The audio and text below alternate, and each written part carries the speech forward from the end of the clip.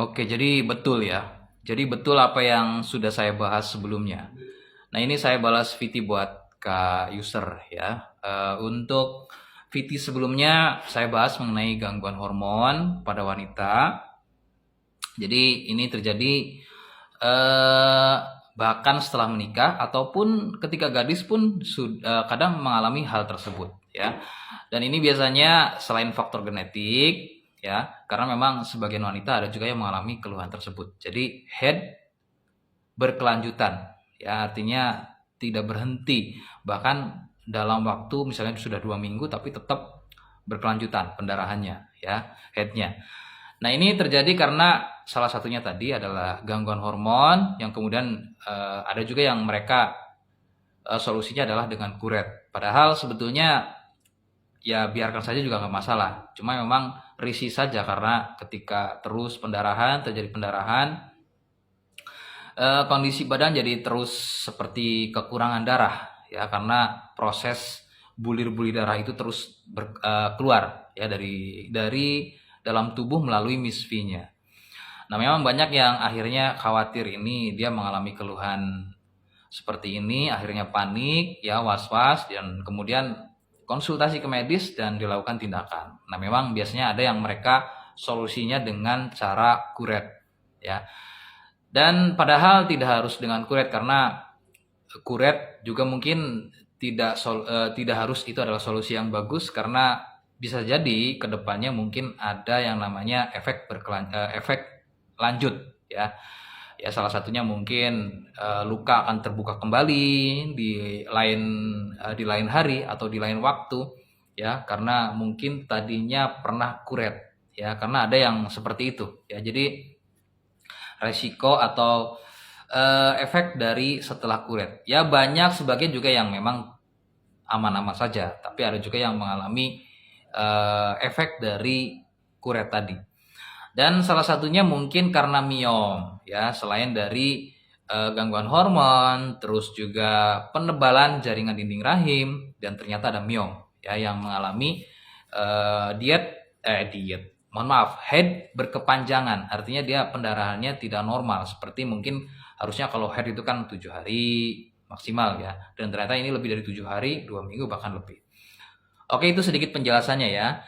Untuk yang misalnya dalam kondisi yang artinya dia bukan dalam kondisi yang darurat ya, kalau misalnya salah satunya adalah gangguan hormon karena ada faktor genetik, kemudian ada juga yang namanya penebalan jaringan dinding rahim. Ini biasanya mungkin ada yang solusi yang bagus, dia menggunakan cara rebus daun sirih, itu bisa nih ya. Atau dari saya ada produknya PPK, jadi ini terbuat dari sirih merah. Nah, apakah sirih yang hijau juga bagus? Ya, sirih hijau bisa. Jadi tinggal direbus aja, ya lebih mudah, banyak ya. Sirih hijau di pasar-pasar juga banyak, itu bisa. Cuma mungkin harusnya yang sudah menikah ya, yang sudah menikah sudah punya anak. Karena kalau misalnya dalam kondisi yang masih gadis, belum punya anak, kalau terlalu sering untuk konsumsi sirih ya, rebusan daun sirih itu kurang bagus. Jadi nanti untuk kesuburannya berkurang. Efeknya hanya itu saja ya.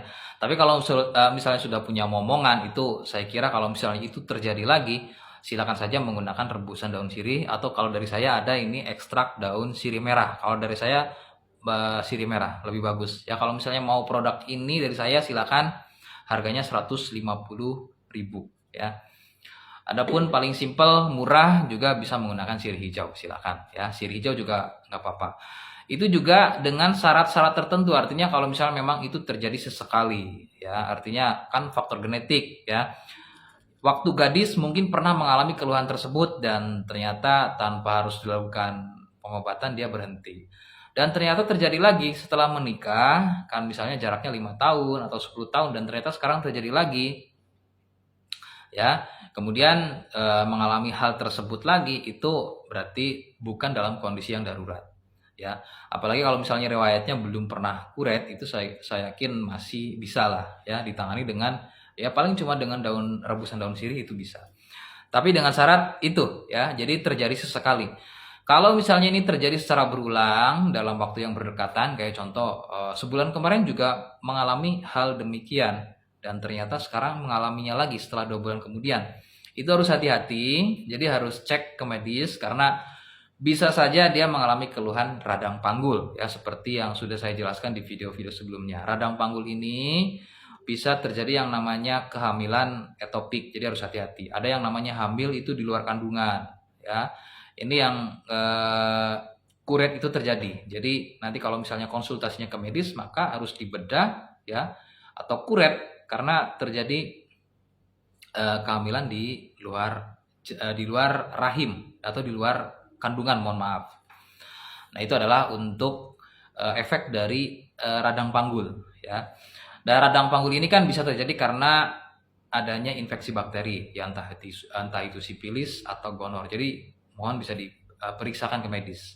Atau hal lainnya seperti yang terjadi oleh Kak user ini ya, ternyata ada keluhan miom ya, atau juga punya keluhan benjolan seperti tumor. Nah, tumor juga ada 2 ya, ada tumor jinak dan juga tumor ganas.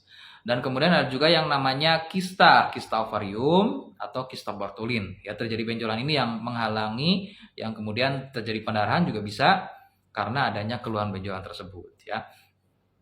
Nah, itu adalah sedikit faktor-faktor mengapa head berkepanjangan itu terjadi.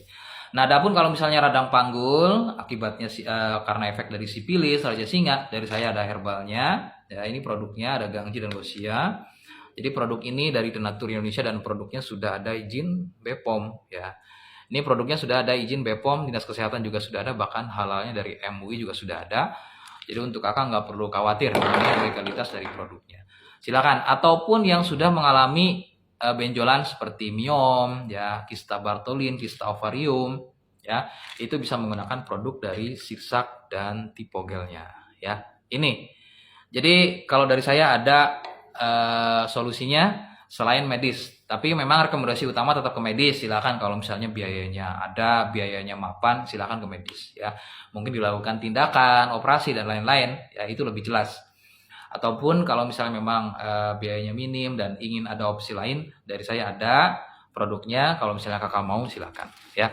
Nah, untuk cara pesannya bagaimana, silahkan bisa komentar di video ini, atau boleh DM, atau boleh pantau saya di live. Nama TikTok saya adalah Admin Denatur Indonesia. Sekali lagi, nama TikTok saya adalah Admin Denatur Indonesia. Atau silahkan bisa profil di sini, diklik aja profil saya.